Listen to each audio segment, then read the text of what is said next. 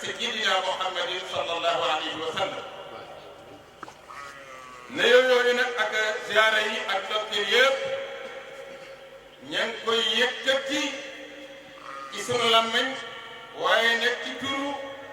ak ndigalul commission Dakar jullikaay da nga xam ne moo nekk ca bopp ba tey di Alaaji Abdou Khadir Ndoye ak mbooloo mi nga xam ne ñoo ko séqal ne ci ronam ak kilifa yi nga xam ni ñooy kilifa yi daw ñu ngi leen di nuyu ci bisu tey bi di leen ci siyaara di leen ndokkee di leen baro ak ni ko waxe di ñaan jéggalu borom bi subhanahu wa taala yal na ko defal di amaat mbégte ak kontaante ak di sant yàlla bu baax ci neex yi nga xam ne neex na ko ko ak coobare mo fekkeloo waat nu jitaayu yiw bi jitaayu barke bi jitaayu beneen bii tey yal nañ ko yàgg fekkeloo te mu ànd ak wér di barke sayyidina Muhammadin sallallahu alayhi wa sallam suñu bokk jullit yi nga xam ne tamit daa neex borom bi subhanahu wa taala ñu daan ko teewee daa ko fekkee daa ko taxawendoo ak ñun te mu neex yàlla tey ñu wuy ji ko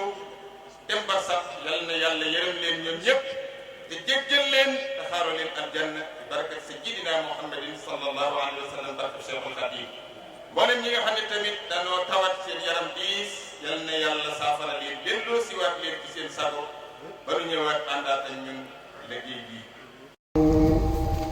الرحمن الرحيم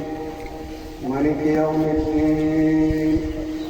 إياك نعبد وإياك نستعين اهدنا الصراط المستقيم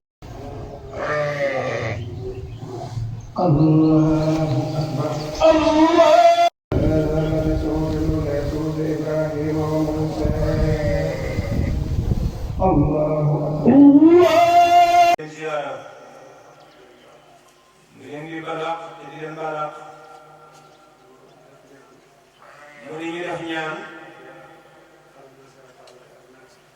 Fatiha Alam Nasrah Falaq ak Naas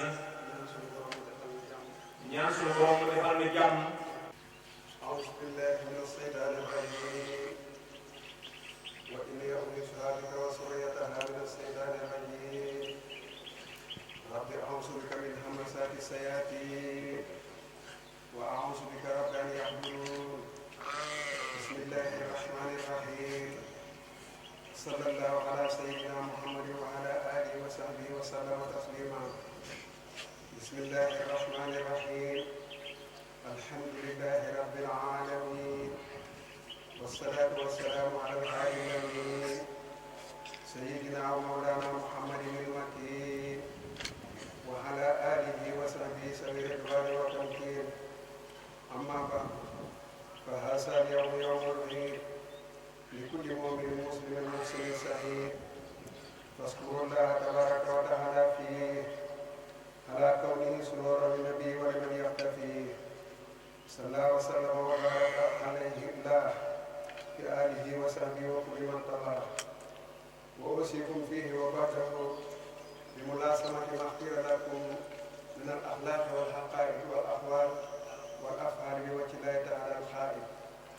وأوصيكم فيه وبعده عن فعل ما لم يختر لكم من العبادات والعادات فإنما اختاره الله تبارك وتعالى لكم هو الجامع بالسعادة وطوبى لمن لا يلتفت إلى خير ربه ملازما مختيرا له من منير ربه